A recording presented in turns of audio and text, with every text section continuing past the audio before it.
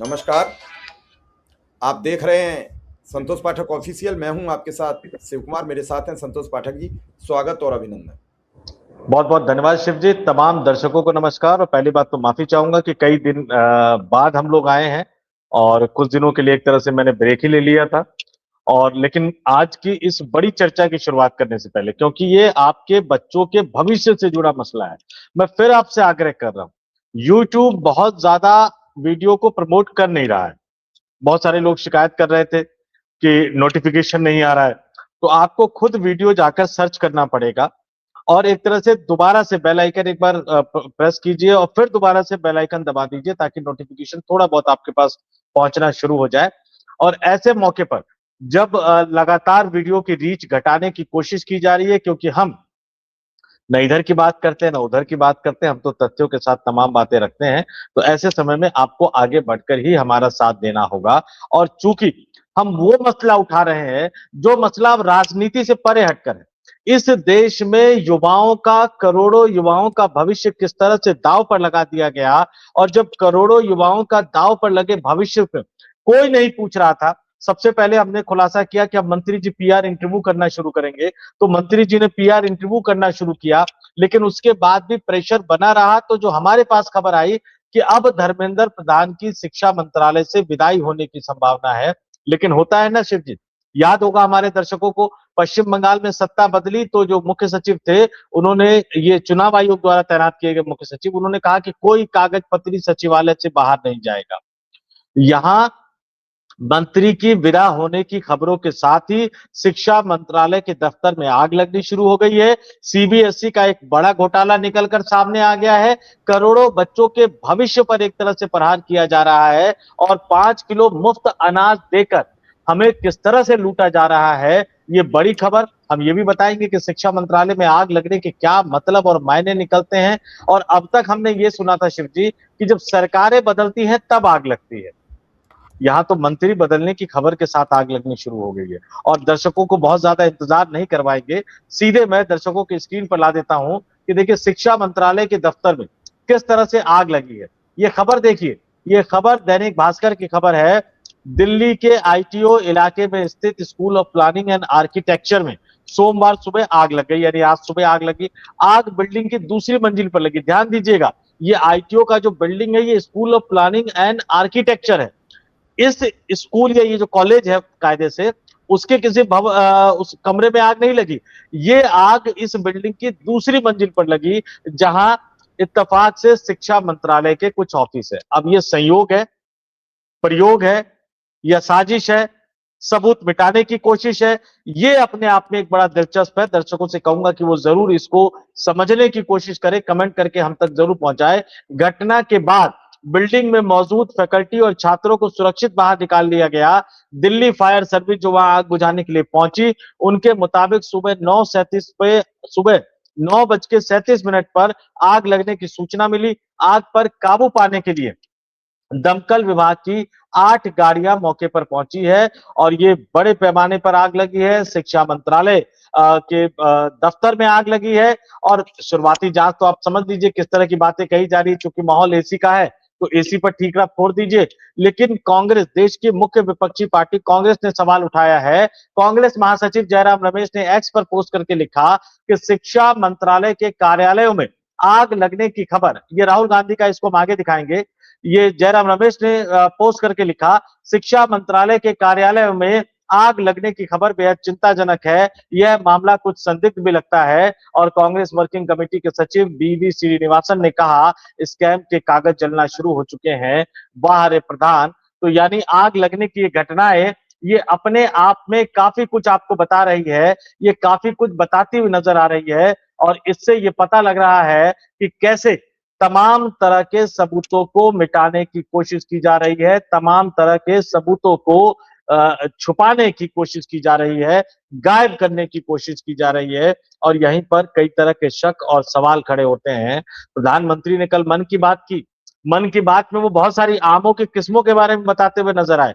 मुझे वो अक्षय कुमार का इंटरव्यू याद आ गया कि आम काट के खाते हैं कि चूस के खाते हैं। लेकिन अब पेपर लीक पर कुछ बोला, एनटीए पे कुछ बोला, नीट पर कुछ बोला, सीबीएसई पर कुछ बोला। ट्वेल्थ के पेपर, ट्वेल्थ का एग्जाम देने वाले बच्चों के ऊपर कुछ नहीं बोला। और यहीं से आप समझ लीजिए कि सरकार की मंशा और नियत क्या है, और इस आग के लगने में क्या क्या नुकसान हुआ है अभी तक ये खबर भी सामने नहीं आई है। मैं फिर इस बात को कह रहा हूं शिव जी, ये सहयोग है, प्रयोग है, साजिश है। विपक्षी पार्टी सबूत मिटाने की कोशिश करने का आरोप लगा रही है, लेकिन सरकार को कम से कम तथ्यों के साथ तो सामने आना चाहिए। दो चीजें उनको बतानी चाहिए, नंबर वन, ये आग लगी क्यों, और नंबर टू, इस आग में क्या क्या नुकसान हुआ, कौन कौन से कागज जलकर राख हुए, और क्या इसका एनटीए से, सीबीएसई से या शिक्षा मंत्रालय में चल रहे कामकाज में जो गड़बड़ झाला है, क्या उससे कोई लेना देना है, क्या उससे कहीं कोई गड़बड़ हो रही है। और सीबीएसई का जो एक तरह से अभद्र व्यवहार, मैं उसको सीधे सीधे कहूंगा कि अभद्र व्यवहार और बड़ा घोटाला जो है वो अपने ही छात्रों के साथ वो लगातार जारी है, और ये इतने बड़े पैमाने पर जारी है कि अब देश में इस पर कई तरह के सवाल उठ रहे हैं, सीधे सीधे कई तरह के बड़े आरोप लगाए जा रहे हैं। सरकार इन आरोपों की सच्चाई को बयां करेगी या नहीं करेगी, इसकी उम्मीद तो हमें बहुत कम है, लेकिन इसमें कई तथ्यों को आपके सामने रखेंगे कि किस तरह से ये गड़बड़ जाला आगे बढ़ता जा रहा है, किस तरह से हमारे देश के करोड़ों युवाओं का भविष्य दांव पर लगा दिया गया है, और कैसे सीबीएसई अपनी नाकामियों से, अपनी हरकतों से भी सबक सीखने को तैयार नहीं है, और एनटीए जो कि सुप्रीम कोर्ट की फटकार भी खा चुकी है, कई तरह के सवाल भी उठ रहे हैं, लेकिन उस पर एनटीए भी कुछ करती हुई नजर नहीं आ रही। और धर्मेंद्र प्रधान को तो कायदे से इस्तीफा दे देना चाहिए था, हालांकि उनकी विदाई की खबरें आ रही हैं कि मंत्रिमंडल फेरबदल जब भी होगा वो मंत्रिमंडल से विदा हो जाएंगे, लेकिन ऐसा नहीं है कि उनको सजा मिलेगी। नितिन नवीन की नई राष्ट्रीय टीम में उनको एक बड़ा पद, एक बड़ी जिम्मेदारी दी जा सकती है, और इससे आप अंदाजा लगा सकते हैं कि कितना ज्यादा गड़बड़ झाला जो चल रहा है, इस देश के करोड़ों युवाओं के भविष्य के साथ किस तरह से खिलवाड़ किया जा रहा है, इस देश के करोड़ों युवाओं के भविष्य को किस तरह से दांव पर लगाया जा रहा है। और इस पर राहुल गांधी ने, जो सीबीएसई वाला मामला है, उस पर राहुल गांधी ने भी कुछ लिखा है सोशल मीडिया पर। उन्होंने जो बच्चों के साथ बातचीत की थी, उस बच्चों के वीडियो को शेयर करते हुए सोशल मीडिया पर लिखा है, जो कि आपके स्क्रीन पर दिखा रहा हूं। ये राहुल गांधी का पोस्ट है, और राहुल गांधी ने अपने इस पोस्ट में कई बातें बिल्कुल साफ साफ कर दी है। आप इसको समझिए कि सरकार कमाने के लिए किस हद तक चली गई है। अरे नहीं दिया जा रहा है 5 किलो मुफ्त का राशन, तो काहे 5 किलो मुफ्त का राशन देने के नाम पर हमारे बच्चों के भविष्य के साथ खिलवाड़ कर रहे हो। ये राहुल गांधी देखिए क्या लिख रहे हैं, जेब कतरों से सावधान। आज वो सीबीएसई के अंदर बैठे हैं, सीबीएसई की गलती से नंबर गलत आए तो आपको क्या मिलता है, गलती सीबीएसई की है, बच्चों की नहीं है। लेकिन अगर आपको डिजिटल स्कैन कॉपी चाहिए, 100 रुपए प्रति सब्जेक्ट। अब देखिए कैसे बच्चों को लूटा जा रहा है। 5 सब्जेक्ट का पेपर होता है, लेकिन एक नॉर्मली जो है वो एडिशनल सब्जेक्ट के रूप में होता है, तो 6 प्रति व्यक्ति 600 रुपए हो गए प्रति स्टूडेंट। फिर आपको रीटोटलिंग करवानी है तो भी 100 रुपए प्रति पेपर देना है। अब 6 पेपर का हिसाब लगा लीजिए। री एवोल्यूशन करवाना है तो 25 रुपए प्रति सवाल देना है, यानी 30 सवाल का अगर री एवोल्यूशन करवाना है तो 750 रुपए आपको एक पेपर के लिए देने पड़ेंगे। यानी अपनी ही आंसर शीट की जांच के लिए एक बच्चे को 2000 रुपए तक भरने पड़ रहे हैं। 5 किलो अनाज कितने का आता है ये जोड़ लीजिएगा, और ये 2000 रुपए जोड़ लीजिएगा। अब जरा सोचिए, ये राहुल गांधी लिख रहे हैं कि जब 4 लाख बच्चों ने ऐसे आवेदन डाले हैं तो सीबीएसई कितनी कमाई कर रही है। 4 लाख इंटू 2000 कर लीजिए, कितने जीरो लगेंगे आप गिन लीजिएगा। जब स्कैनिंग फोन से हुई हो, गलत मार्किंग तय है, और उसे ठीक करवाने की कीमत बच्चा भर रहा है। गलती सीबीएसई की, सजा बच्चे की, कमाई सरकार की। जब शिक्षा को सेवा नहीं कारोबार बना दिया जाए तब गलती सुधारी नहीं जाती, बढ़ाई जाती है, और इसकी सबसे बड़ी कीमत हमारे बच्चे चुका रहे हैं, अपने समय से, अपने आत्मविश्वास से, और अपने भविष्य से। पहले तो प्राइवेट स्कूल को लूटने की छूट दे दी, फिर प्राइवेट अस्पतालों को लूटने की छूट दे दी, फिर प्राइवेट कंपनियों को लूटने की छूट दे दी। न जाने कितने ब्रिज गिरे हैं इस बीच में, और अब सरकार खुद ही लूटती हुई नजर आ रही है हमारे और आपके बच्चों को।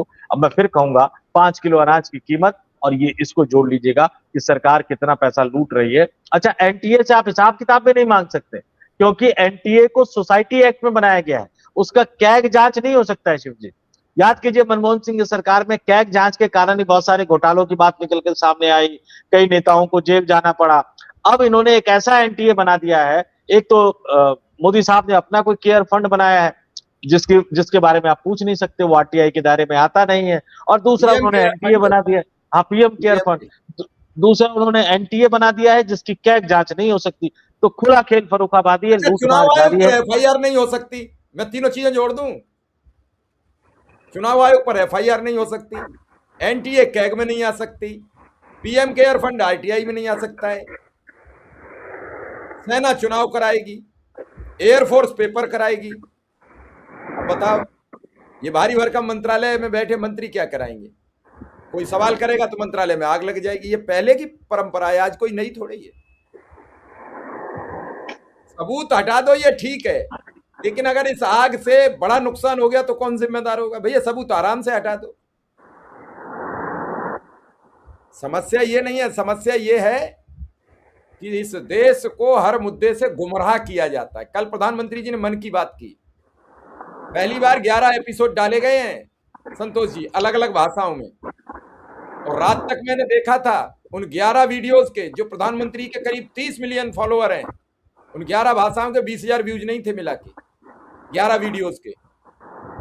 और ईवीएम में वोट भर भर कर, झहुआ भर भर कर आ रहे हैं। अभी क्या स्थिति है अभी मैंने देखा नहीं है। इस मौजूदा परिस्थितियों में क्या देश मजाक से चलाया जा रहा है? आम चूसो, पेपर लीक हो गया, आम चूसो। सीबीएसई परीक्षा में पैसे लग रहे हैं, आम चूसो। चुनाव में धांधली, आम चूसो। यार क्या मजाक बना दिया देश को। डीजल महंगा हो गया, आम चूसो। गैस आज फिर बढ़ गई, आम चूसो। तो एमपी पिट गए, आम चूसो। 8 विधायक गायब है ममता के, आम चूसो। यार क्या सरकार चल रही है, क्या हो रहा है, क्या मजाक बना दिया है? इस तरीके से तो सब्जी भाजी नहीं बिकती है, जिस हिसाब से हमारे विधायक सांसद बदल जाते हैं। सब्जी भाजी वाले को भी भरोसा देना पड़ता है कि सब्जी ताजी है, खेत से लाए है, अच्छी है।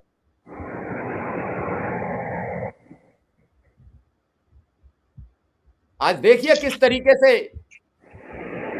बच्चे रो रहे हैं, सड़क पर उतरे हैं नीट के बच्चे।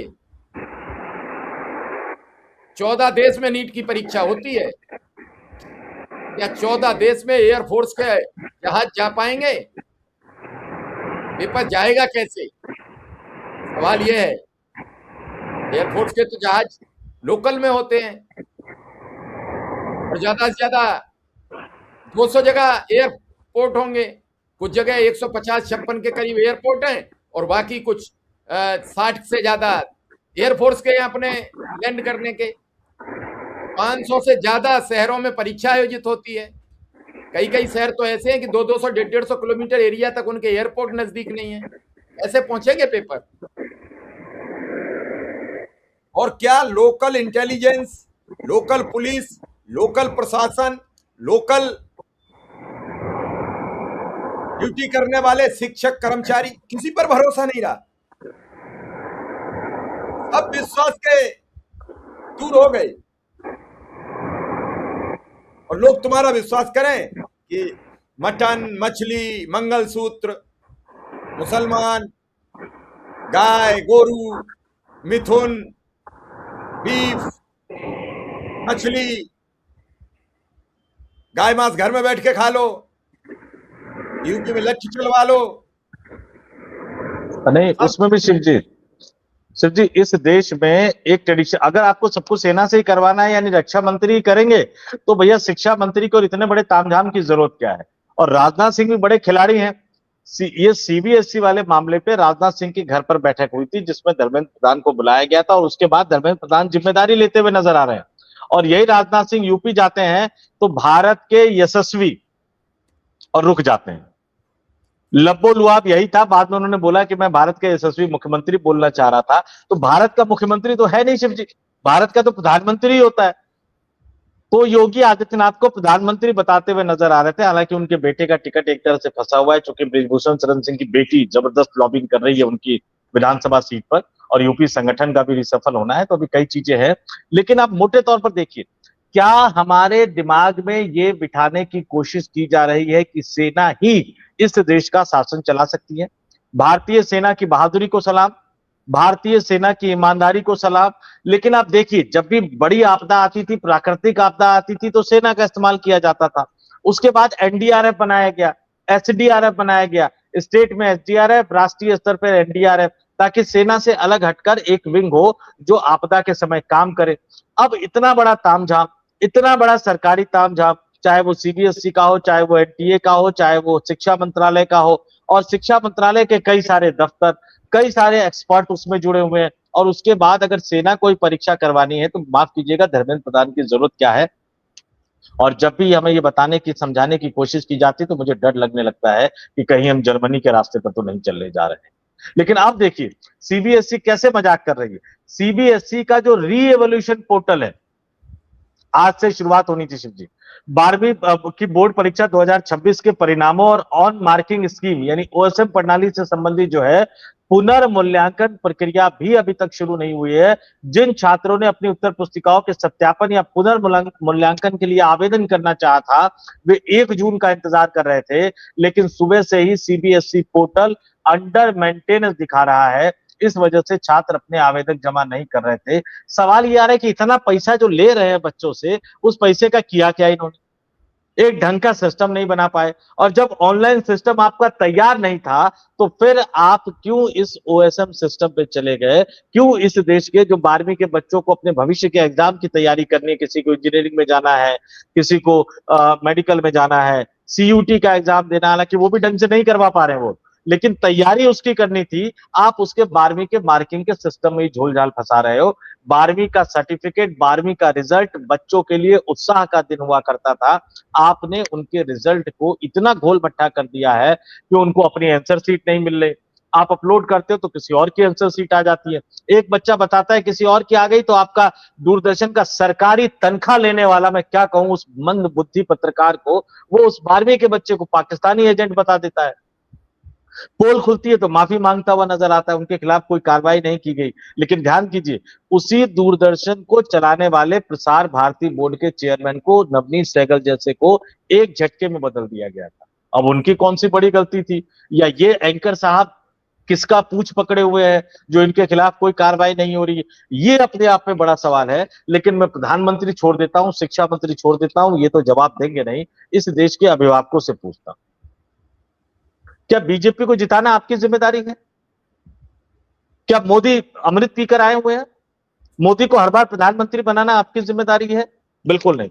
आपकी प्राथमिक जिम्मेदारी इस देश के प्रति है, भारत माता के प्रति है।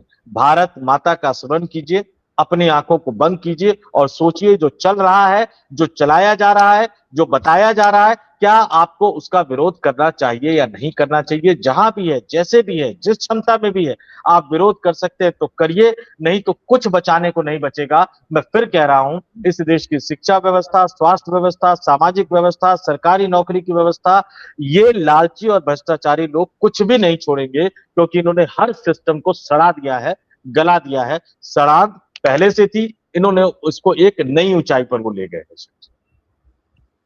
अब देखते हैं इस खबर पर कब तक शिक्षा मंत्री की तरफ से वक्तव्य आता है, क्या क्या जला ये लिस्ट आती है, कितने दस्तावेज जल गए ये कोई बताता है कि नहीं बताता है?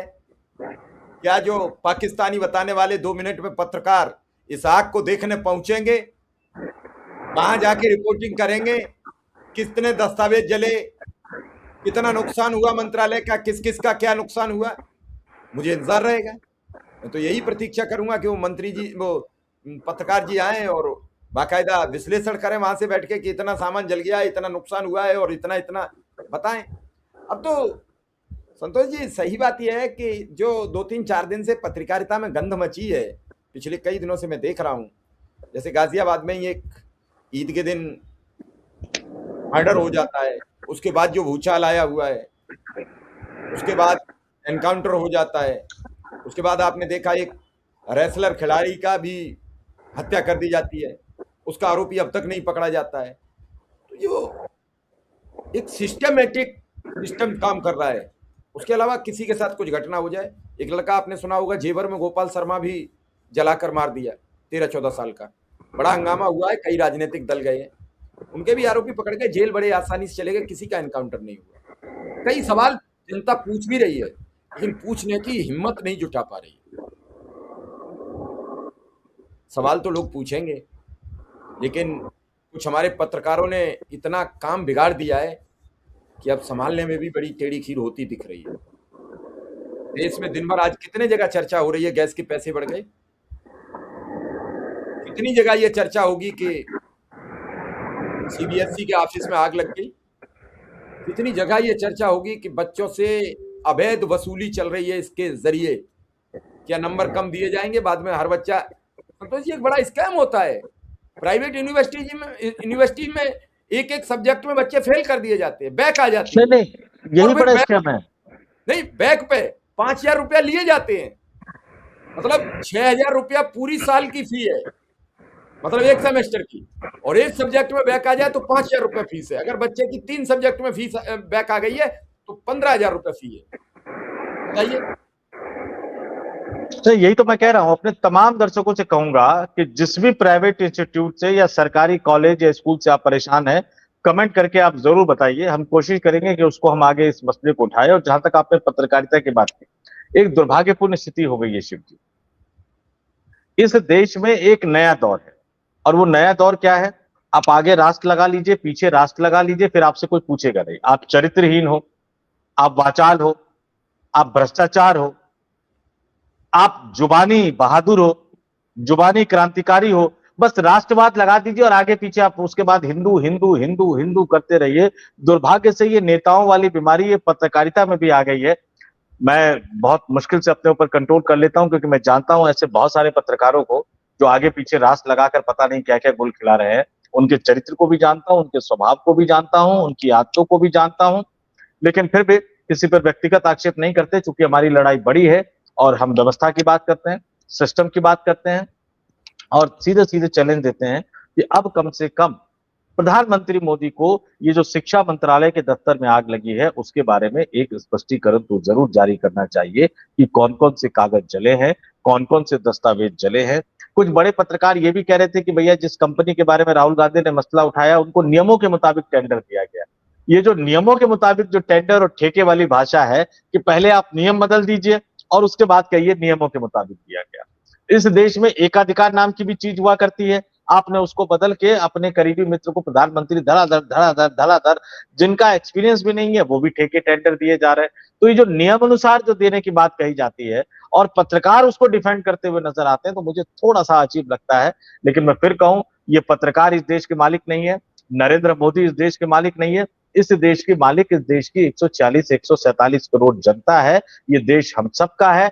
मोदी यानी प्रधानमंत्री आते जाते रहेंगे, नेता आते जाते रहेंगे, लेकिन अब समय आ गया है कि इन अभिभावकों के, करोड़ों बच्चों के अभिभावकों को भी उठकर विरोध दर्ज कराना चाहिए, हमारा साथ देना चाहिए। हम आपकी आवाज बनने को तैयार है, लेकिन कम से कम आप हमारा साथ देने के लिए तैयार हो जाइए। जी जी। चलिए, इस खबर को अब यहीं विराम देते हैं, उसके बाद दर्शकों पर छोड़ देते हैं कि हमें बताइए कि आपके बच्चे भी क्या जिस प्राइवेट स्कूल में या सरकारी में पढ़ते हैं वहाँ क्या समस्या है। हम कोशिश करेंगे उन आपकी शिकायतों को कुछ समझ सकें और कुछ सरकार तक पहुंचा सकें। फिलहाल इजाजत दीजिए। आपका बहुत बहुत आभार, बहुत बहुत धन्यवाद। नमस्कार।